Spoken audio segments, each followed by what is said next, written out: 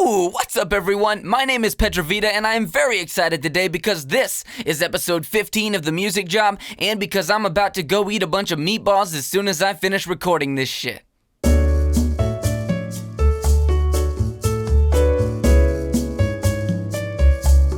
Welcome back everyone to The Music Job, the podcast/vlog series where I explore my journey trying to go full-time as a music artist and also, of course, share things that I learn along the way that might be helpful to you in your own pursuits, whether you're also doing music or something else creative or an entrepreneur. Hopefully you can glean something from it, and we have a topic each week that we dig into. And without further ado, the topic for this week is Be You.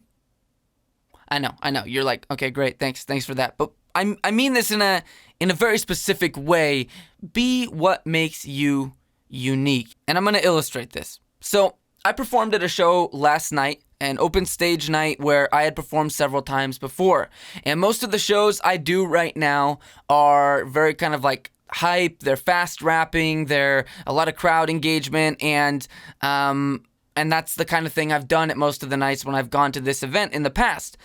Last night, I've recently released a love song that's this kind of lo-fi, almost spoken word, very mellow hip-hop, and I wanted to kind of return to roots when I shared that song and performed it. And so I started out originally in spoken word poetry and even writing poetry, and so I actually brought in a few poems that I had written years ago about love, and my act last night was a kind of exploration of here's some poems I wrote when I was at this point in my life, here's one a little bit later, and now here's the new single, and this is where I'm at now in my thought process or my maturity, exploration of love, etc. But it was definitely very different. It was a subdued, set. It was a lot of speaking. Even the song wasn't hype. It was, it's just kind of a jam. It's like groove out to. And I didn't know how that would go over. And I was a little bit nervous about it given what I've been doing mostly lately.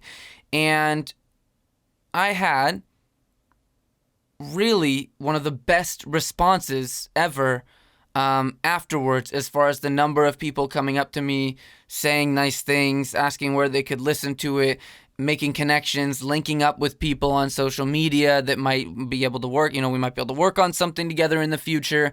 And it was really, really reaffirming to me that one of the original elements when I started out that people talked about was, oh, that was really unique. I haven't seen someone do poetry like that, blah, blah, blah. I really liked it. And I kind of let myself get convinced I need to veer, more and more mainstream or be thinking about that. And I think that a lot of people who are creative probably will at some point go through a phase where they maybe feel like I'm not growing quick enough or not enough is happening. And so they're tempted they think maybe I need to change things up and go, lean into what's already popular. And that may work for some people, but I want to offer some reassurance or at least some encouragement that what makes you really unique in your own specific take on something might actually be what eventually, lifts you up and allows you to do more of what you want to do and maybe even live off your art or your business or whatever you're doing, if you have the patience and consistency to show that to people and to really practice it and do it in a unique way. And that was kind of validating for me to have that last night. I think this applies in a lot of things. You think about different entire genres of music didn't exist until they did. And those only came about from people experimenting and things slowly catching on. And look at what this guy's doing over here. Like, that's different. No one's played a guitar like that before. And it's not that you need to or I need to reinvent the wheel, but I'm just saying that, there are absolutely countless examples of, people doing something that's very outside the mainstream and that growing. You look at business ideas that were innovators. A company like Netflix, which is massive today, that company had to be founded in an era where nobody was streaming. And yes, they did the DVD by mail and stuff in the beginning, but they didn't have a lot of validation for that would be something that was successful. But now that's pretty much the only way I watch shows. is through one of a couple different streaming services. And someone taking that risk early on paid off, obviously. Same thing can happen with music. Same thing happens with art. If you look at art history, there are all these different movements of painting and styles that come and go throughout the years. And a lot of the people who stand out the most are people who had something so unique in their art that maybe even bucked the trend of what was popular at that time, and that's what allowed them to stand out, and we still remember and talk about them today. And you don't need to be a Van Gogh or a Picasso or whatever and aim for legacy and be in history books of music or whatever it is you do, but I think those are good stories of inspiration and things to realize that being your unique self and your approach is probably more your selling point and strong point than you actually think, maybe based on the numbers or what you're seeing right now. But if you don't stay with that, and if you don't consistently execute on that, emphasize that, not be afraid to show that side of you to people, then you'll never know if that's a way for you to grow or not. Anyways, that's basically what I wanted to say for this episode. I wanted to put out a video this week, but I didn't know what to make it about, and the universe provided last night. I was inspired by what happened, and I was like, great, this will make a topic for the video.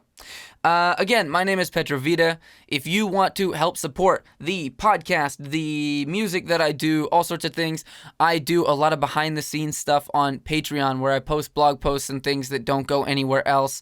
I'm writing a novel over there where I post a new chapter each month. That's been really fun to do the last couple months, and it literally, for as little as $1 a month, you can support. It makes a difference. It adds up to me, and you get access to all that stuff. So that's patreon.com/Petravita, and the link's in the description. Also, of course, if you need some new music, look me up on any streaming service that you might use, and listen to Bonus Heart. That's the new love song. You can hear the song that I'm talking about in this video and the style that kind of inspired me to make this video. And yeah, sorry, that was a long plug section at the end. All right, that's what I got for you. I will be back before long with another video on the channel, probably a performance video, and then we, alternate weeks. So after that, back with another episode of The Music Job. And wherever you are listening to, watching this, etc., thank you for your time, and I wish you the best of luck in all of your pursuits. Love you. Peace. Girl, I see a lot more faithful days when I catch a glimpse of your face. You're the silver lining to every mistake that I might do. I dreamt about a goddess and she looked just like you, yeah. My head spin and my heart race when your lips whisper my name. How'd she crack the code? How'd you get